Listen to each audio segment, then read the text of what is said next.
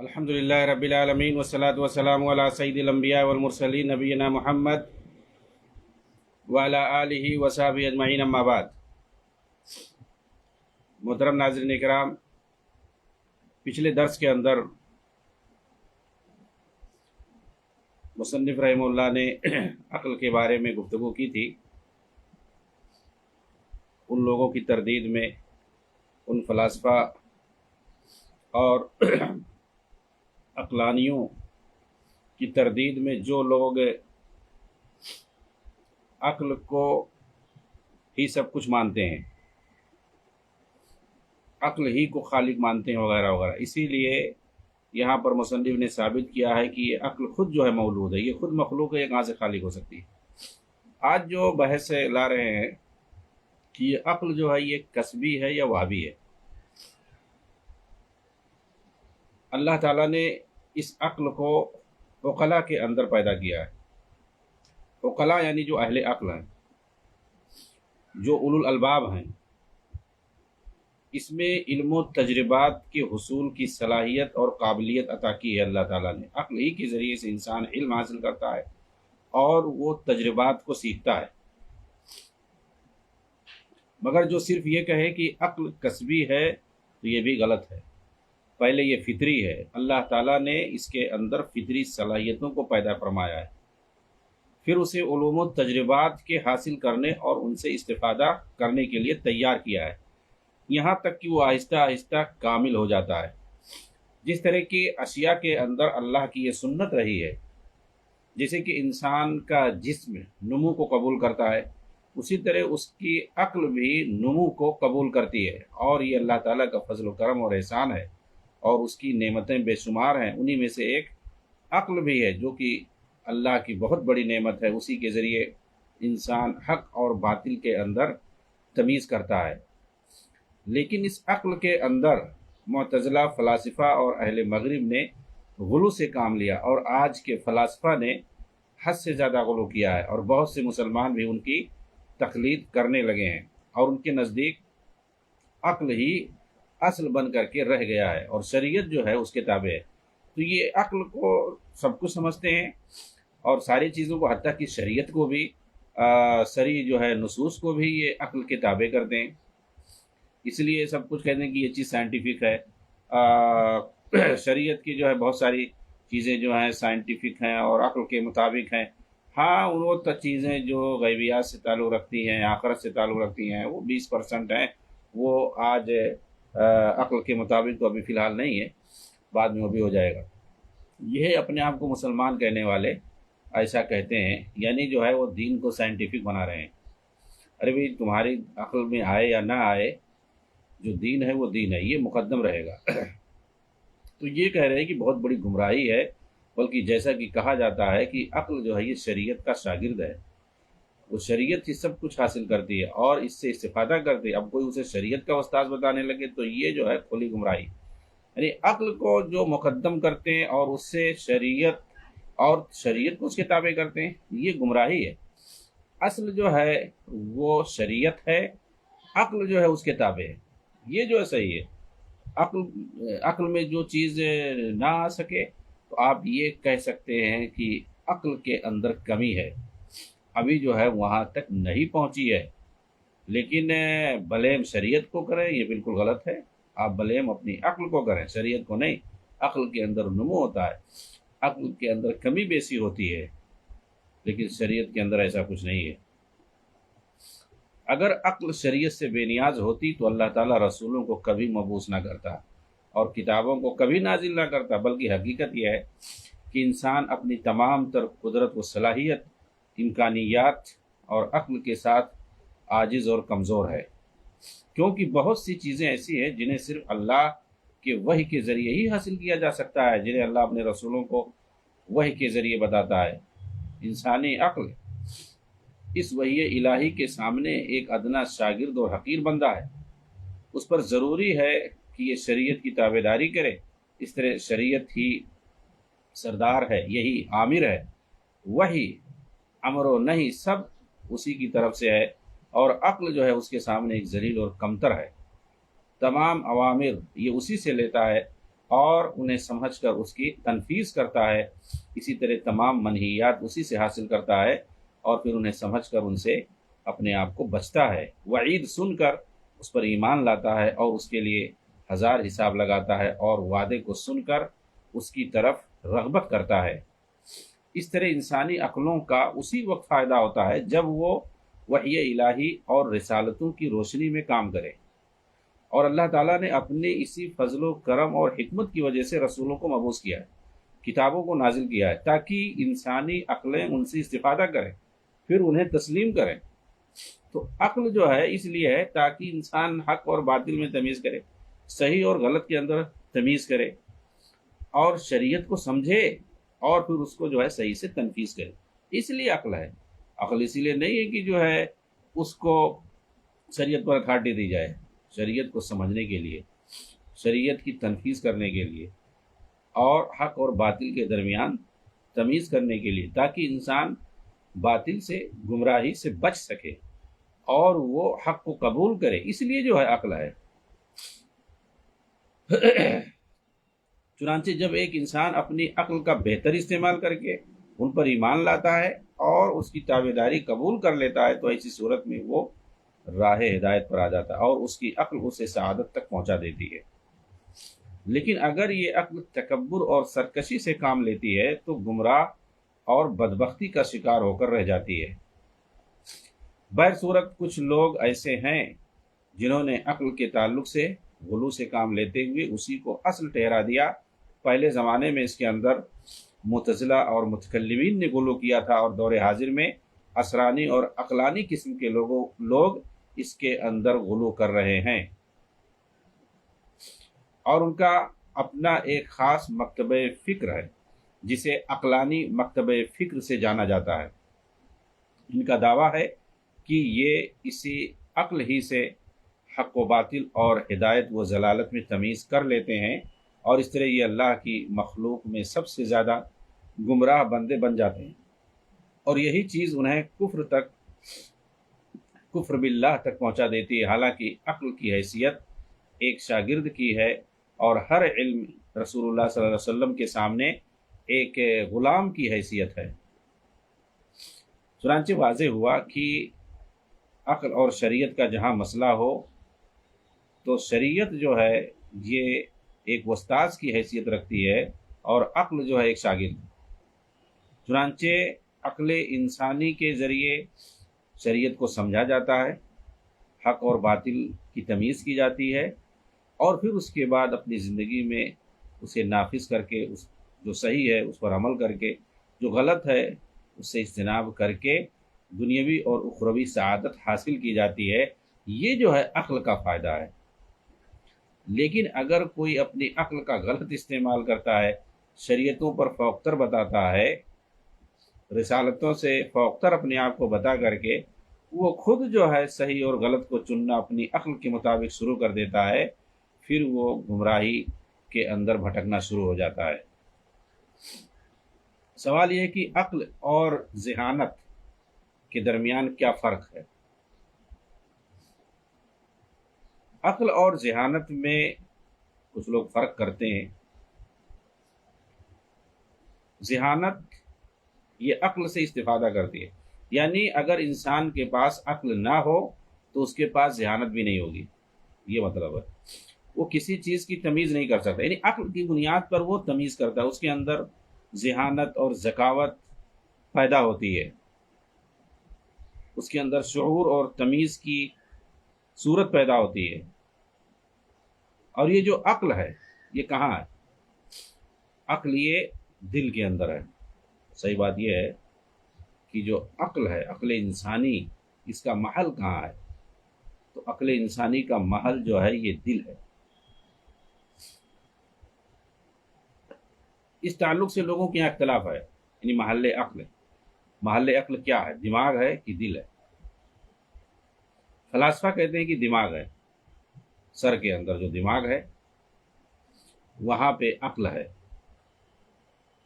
کہتے ہیں انسان جب کوئی چیز سوچتا ہے تو وہ جو ہے سر کے پاس جو ہے اپنا جو ہے ہاتھ لے کے جاتا ہے، تو اسے پتہ چلا کہ عقل کہاں ہے؟ دماغ کے اندر ہے۔ جبکہ آپ شرعی نصوص کا جب مطالعہ کریں گے تو اس سے واضح ہوگا کہ عقل کا جو محل ہے وہ دل ہے۔ اللہ تعالیٰ نے فرمایا فَإِنَّهَا لَا تَعْمَى الْأَبْصَارُ وَلَكِنْ تَعْمَى الْقُلُوبُ الَّتِي فِي الصُّدُورِ۔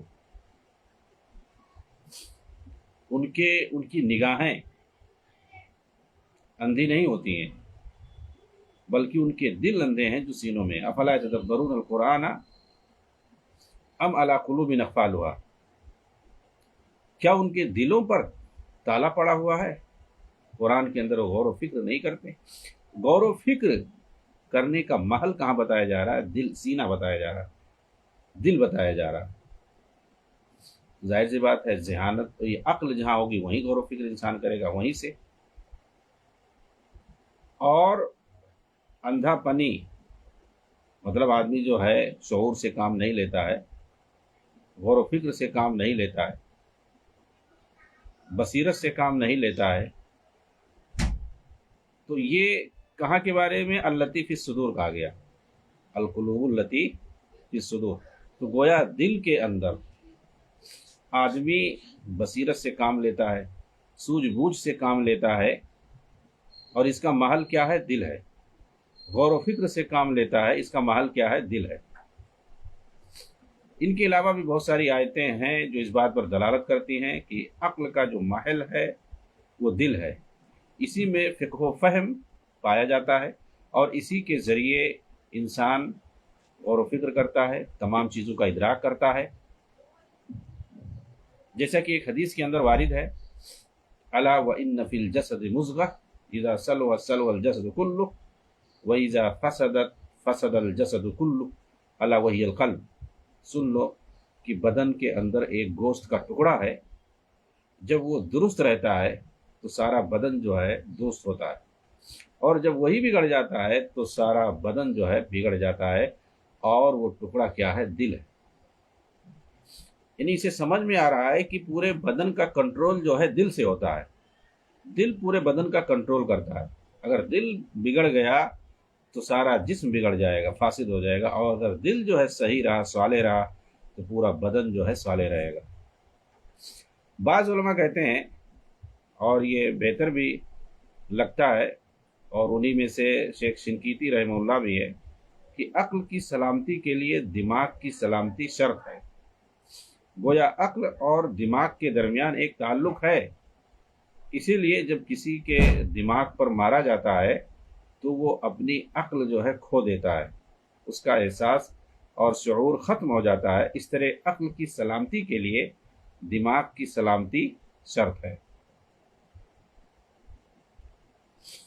آگے ایک سوال کر رہے ہیں کہ یہ کہاں تک صحیح ہے کہ محل نیت عقل ہے؟ محل نیت اصل دل ہے، جیسا کہ اللہ تعالیٰ نے فرمایا واللہ علیم بذات الصدور، اللہ تعالیٰ سینوں کی بات کو بھی خوب جاننے والا، یعنی انسان دل کے اندر کیا نیت کرتا ہے اس کو بھی جانتا ہے، اور دل جو ہے سینے میں، یہاں پر دماغ یا اور کوئی چیز نہیں کہا اللہ تعالیٰ نے، دل کا نام لیے۔ دل کے اندر نیت کرنا آدمی بولتا بھی ہے، اس لیے محل نیت یہ دل ہے، نہ کہ دماغ۔ ہم دیکھتے ہیں کہ بعض کفار ذہانت میں چوٹی پر پہنچے ہوتے ہیں، اس کے باوجود وہ قیامت کے دن کہیں گے کاش ہم دنیا میں سنتے یا عقل رکھتے۔ تو ایسا کیوں کہے گے وہاں پہ؟ کیا ان کے پاس عقل نہیں تھی؟ حالانکہ یہاں دنیا میں دیکھا گیا کہ وہ بہت ہی ذہین اور فطین تھے، تو آخرت میں ایسا کیوں کہیں گے کہ کاش ہم عقل والے ہوتے؟ اس کا جواب یہ ہے کہ یہاں حقیقی سماعت اور عقل کی نفی نہیں ہے، یعنی جو فطری عقل اللہ تعالیٰ نے دی ہے اس کی نفی نہیں، وہ تو تھا ان کے پاس، لیکن اس سے جو یعنی مفید عقل جسے کہتے ہیں اور مفید سماعت جسے کہتے ہیں اس کی نفی کی گئی ہے کہ کاش ہم سنتے یا عقل والے ہوتے۔ تو جو مفید عقل ہے، صحیح جو تمیز کرنے والی ہے، یعنی جو فائدہ دینے والی عقل ہے، وہ ان کے یہاں نہیں تھی، فطری طور پر تھی، لیکن اس سے انہوں نے فائدہ نہیں اٹھایا، اس چیز کی نفی ہے۔ یعنی اللہ تعالیٰ نے ہمیں عقل دی تھی لیکن ہم نے اس کا فائدہ نہیں اٹھایا. تو فائدہ اٹھانے کی وہ نفی کریں گے، یہ اصل ہے. جیسے کہ ہے کہ وہ لوگ ان کے پاس ہے، قرآن کے اندر خود ہے کہ ان کے پاس عقل ہے لیکن سمجھتے نہیں ہیں، ان کے پاس جو ہے دل ہے لیکن سمجھتے نہیں ہیں، ان کے پاس لہم قلوب لا یفقہون بہا اور لہم ابصار لا یبصرون بہا، ان کے پاس نگاہیں ہیں، آنکھیں، لیکن دیکھتے نہیں ہیں، کان ہے سنتے نہیں ہیں. حالانکہ اگر آپ دیکھیں گے تو ان کے پاس سب کچھ ہے، دل بھی ہے، کان بھی ہے، آنکھ بھی ہے. تو یہاں کس چیز کی نفی ہے کہ آنکھ ہے دیکھتے نہیں ہیں؟ تو آنکھ ہے دیکھتے نہیں ہیں، کان ہے سنتے نہیں ہیں. مطلب یہ ہے کہ سنتے تو ہیں لیکن وہ اپنی اس سماج سے فائدہ نہیں اٹھاتے، یعنی حق بات نہیں سنتے، وہ جو ہے باطل ہی سنتے ہیں، وہ غلط کام ہی سنتے ہیں، دیکھتے ہیں، کرتے ہیں. اللہ تعالیٰ نے ان کو دیا تھا، عقل دی تھی کہ وہ تمیز کر کے صحیح راہ راست پر آ جائے. جسے ایک بدعتی ہے، اب اللہ تعالیٰ نے اس کو جو ہے قوت سماعت دی ہے تاکہ وہ حق بات سنے اور فائدہ اٹھائے، یعنی اپنی جو ہے قوت سماعت سے، اپنی قوت بصارت سے اور اپنی جو قوت فہم سے وہ فائدہ اٹھائے. لیکن وہ فائدہ نہیں اٹھا رہا، وہ باطل میں پڑا ہوا ہے، بدعت میں پڑا ہوا ہے، گمراہی اور بدعقیدگی میں وہ پڑا ہوا ہے، وہاں سے نہیں نکل. تو عقل تو ہے اس کے پاس لیکن اس کا صحیح فائدہ نہیں اٹھا پا رہا ہے. تو اس چیز کی نفی ہے جس سے انسان اللہ کے اوامر کو سن کر اسے قبول کرتا ہے اور اس کی تابعداری کرتا ہے. تو یہ جو ہے عقل کا فائدہ ہے، اس کے رسولوں کی تصدیق کرتا ہے. جیسا کہ اللہ تعالیٰ نے فرمایا قالوا بلا قد جاءنا نذیر کذبنا وقلنا ما نزل اللہ من شیء ان انتم الا فی ضلال کبیر وقالوا لو كنا نسمع او نعقل ما كنا فی اصحاب السعیر. اگر دنیا میں ہم سنے ہوتے اور ہم نے عقل رکھی ہوتی تو آج ہم جو ہے جہنم والے نہ ہوتے. تو دنیا میں اگر ہم نے سنا ہوتا، مطلب حق بات سن کر کے اس پر عمل کیا ہوتا، حق بات کو ہم نے قبول کیا ہوتا، یہ اصل مراد ہے. تو یہاں پر جو ہے قبول کرنے کی بات ہے. بدعتی ہے وہ بھی حق بات سنتے ہیں، جو ضلالت و گمراہی اور بدعقیدگی میں پڑے وہ بھی حق سنتے ہیں لیکن قبول نہیں کرتے ہیں. دیکھتے ہیں، دلیلوں کو دیکھتے ہیں لیکن قبول نہیں کرتے ہیں. تو استفادہ کرنے اور اسی طریقے سے قبول کرنے کی نفی ہے. وہاں پر کہیں کہ کاش ہم سنے ہوتے، کاش ہم نے سمجھا ہوتا. سمجھتے تو خوب تھے، سنتے بھی تھے اور دیکھتے بھی تھے لیکن قبول نہیں کرتے تھے، فائدہ نہیں اٹھاتے تھے. یہ اصل ہے. آج بھی جو غلط راہ پہ ہیں، راہ حق سے بھٹکے ہوئے ہیں، گمراہی کے راستے پہ ہیں، بدعت کے راستے پہ ہیں، تو وہ لوگ کیا سنتے نہیں ہیں؟ سنتے ہیں، خوب سنتے ہیں، دیکھتے ہیں، خوب دیکھتے ہیں، سمجھتے ہیں، خوب سمجھتے ہیں، لیکن وہ لوگ حق بات کو قبول نہیں کرتے ہیں، سن کر کے حق بات کو ریجیکٹ کر دیتے ہیں، فائدہ نہیں اٹھاتے ہیں، ایسے ہی سن کر کے انسنا کر دیتے ہیں اور اسی طریقے سے سمجھتے بھی ہیں لیکن قبول نہیں کرتے ہیں. تو یہ اصل مراد ہے. چنانچہ وہ سنتے ہیں، عقل بھی رکھتے ہیں، ممکن ہے اس کی قوت سماعت اور عقل بہت زیادہ اور تیز ہو، جو اہل حق ہے ان سے بھی زیادہ تیز ہو اس کی عقل، لیکن یہ اس عقل سے فائدہ نہیں اٹھاتے اور نہ ہی اپنی سماعت اور بصارت سے فائدہ اٹھاتے ہیں. حالانکہ اللہ تعالیٰ نے انہیں ان آلات کو اس لیے دیا تھا کہ ان کے ذریعے یہ کائنات میں غور و فکر کرتے، اس کی آیتوں کو سنتے اور عبرت حاصل کرتے اور اپنی عقل سے ہدایت اور گمراہی کے درمیان تمیز کرتے، مگر انہوں نے اس سے کوئی فائدہ نہیں اٹھایا.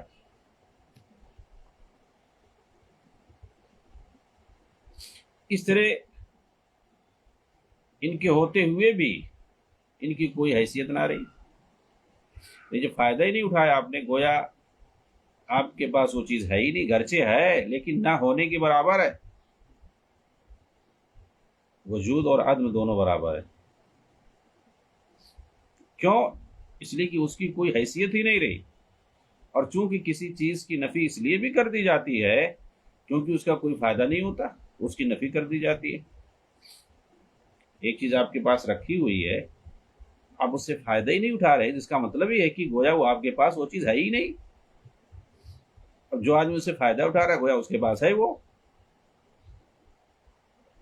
اور جب اس کا کوئی فائدہ نہیں تو کہہ دیا گیا اس کی کوئی حیثیت نہیں۔ اس لیے اللہ تعالیٰ کہتا ہے سمن بکمن عمی فہم لا یعقلون، یہ بہرے ہیں، گونگے ہیں، اندھے ہیں۔ حالانکہ اگر آپ دیکھیں گے بظاہر یہ بہرے نہیں ہیں، سنتے ہیں، گونگے نہیں ہیں، بولتے ہیں، اندھے نہیں ہیں، دیکھتے ہیں، لیکن پھر بھی جو ہے انہیں یہ سب کہا گیا کیوں؟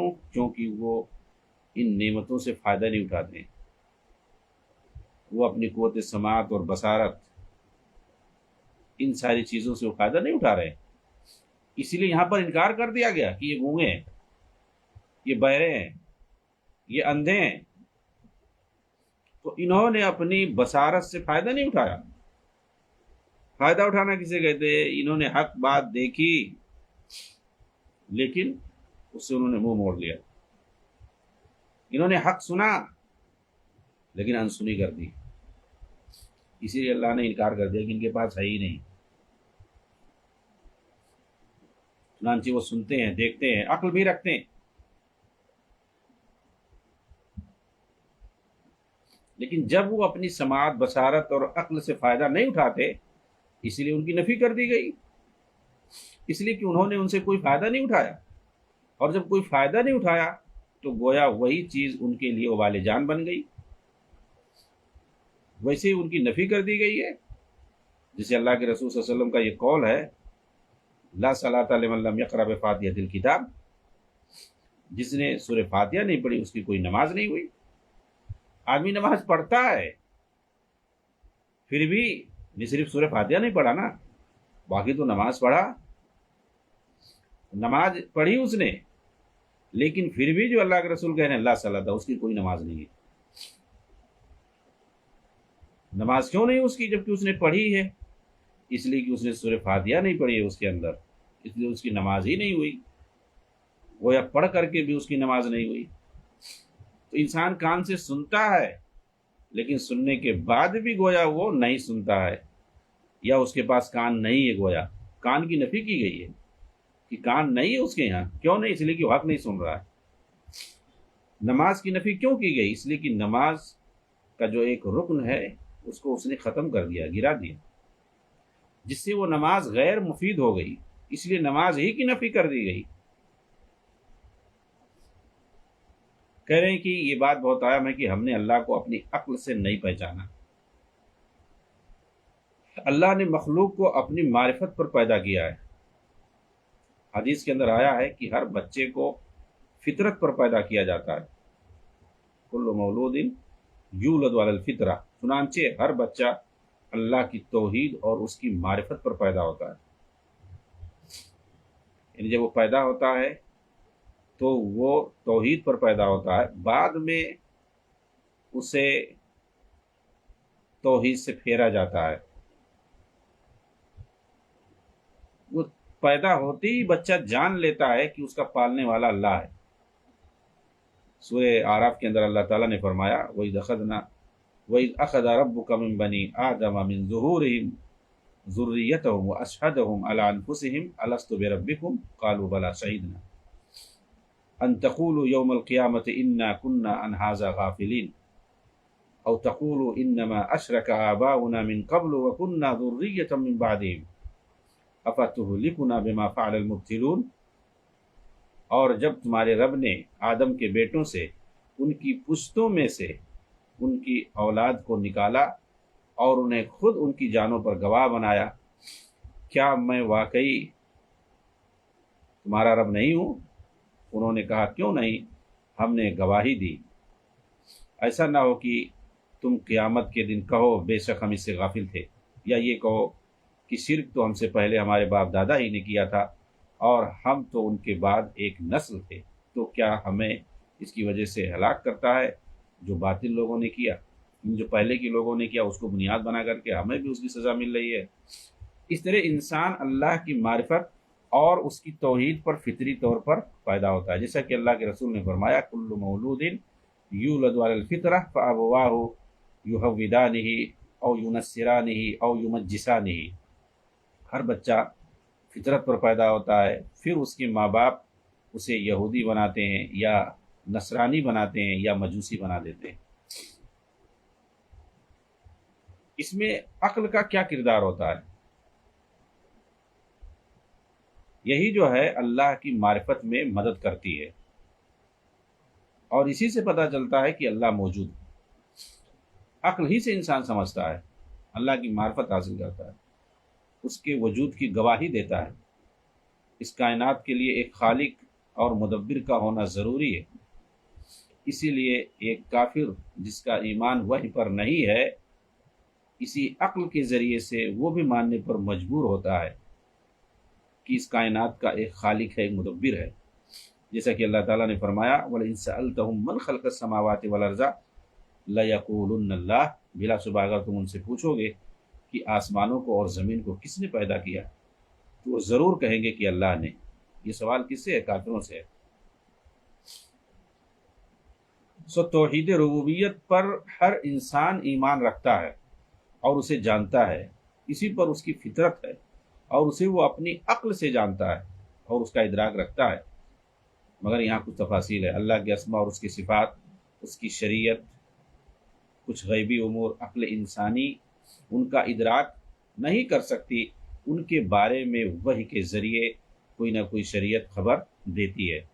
اس طرح عقل کو من جملہ ادراک ہوتا ہے، اسے اس کا ادراک ہے کہ اللہ خالق ہے، رازق ہے، اس کائنات کا رب اور اس کا مدبر ہے، وہی بارش نازل کرتا ہے، اسی نے آسمان، زمین، پہاڑوں اور دریاؤں کو پیدا کیا ہے، گرچہ وہی نہ ہو پھر بھی وہ ان سب کا ادراک رکھتا ہے اپنی اسی عقل اور اپنی فطرت کے ذریعے۔ ہاں وہی کا یہ محتاج ہے تفاصیل کے اندر اور ایسے امور کے اندر جنہیں محض عقل سے نہیں جانا جا سکتا، جیسے کیا عقل یہ ادراک کر سکتی ہے کہ اللہ عرش پر مستوی ہے؟ نہیں۔ کیا وہ اس کا ادراک کر سکتی ہے کہ وہ کیسے نزول کرتا ہے اللہ تعالیٰ، وہ کیسے غضبناک ہوتا ہے، وہ کیسے راضی ہوتا ہے؟ انہیں صرف وحی کے ذریعے ہی جانا جا سکتا ہے۔ اسی لیے عقل کے لیے ضروری ہے کہ وہ وحی کی تابعداری اور اس کی تصدیق کرے۔ تو شرعی معاملات میں عقل جو ہے صرف ذہانت، فطانت اور فہم اور تفکر تک محدود ہے کہ وہ غور کرے، فکر کرے، سوچے، سمجھے اور اس سے آگے فیصلہ نہ کرے شریعت پر، بلکہ فیصلہ جو ہے وہ شریعت کا جو ہے مانا جائے گا۔ بہر صورت عقل کے پاس ادراک ہے، اسے اس بات کا ادراک ہے کہ اللہ تعالیٰ کائنات کا خالق ہے، اس کا ادراک توحید ربوبیت کے حدود میں ہے۔ لیکن جہاں تک توحید اسماء اور صفات اور توحید الوہیت کا تعلق ہے تو ان دونوں میں عقل جو ہے شریعت کا محتاج ہے، چنانچہ شریعت کی تمام تفاصیل، حلال و حرام، عبادات اور ایمانیات وغیرہ میں اسے شریعت کی ضرورت ہے۔ اسی طرح اچھے اور برے کے درمیان تمیز کرنے کی بھی، کیونکہ کافر اور مسلم دونوں بہت ساری چیزوں میں مشترک ہوتے ہیں، مثلا جھوٹ اور ظلم سب کے یہاں قبیح ہے، عدل و انصاف سب کے یہاں بہتر ہے۔ اسی طرح یہ عقل بلا شبہ بہت ساری چیزوں کا ادراک کر سکتی ہے، لیکن ثواب و عقاب اور دوسری جو ہے شرعی ذمہ داریاں وحی کے پہنچنے اور اس کے حاصل کرنے کے بعد ہی مرتب ہوتی ہیں۔